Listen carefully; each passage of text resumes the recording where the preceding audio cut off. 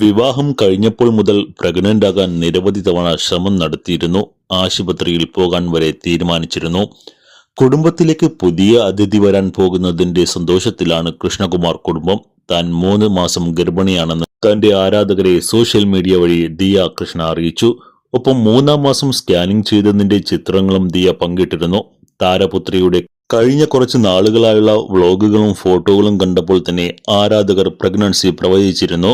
എന്നാൽ ഒന്നിനോടും ദിയ പ്രതികരിച്ചിരുന്നില്ല. ഇപ്പോഴിതാ താൻ ഗർഭിണിയാണെന്നും അറിഞ്ഞപ്പോഴുള്ള റിയാക്ഷനും ഗർഭിണിയായതിനു ശേഷമുള്ള 3 മാസത്തെ വിശേഷങ്ങളും വ്ളോഗായി പങ്കുവച്ചിരിക്കുകയാണ് ദിയ കൃഷ്ണ.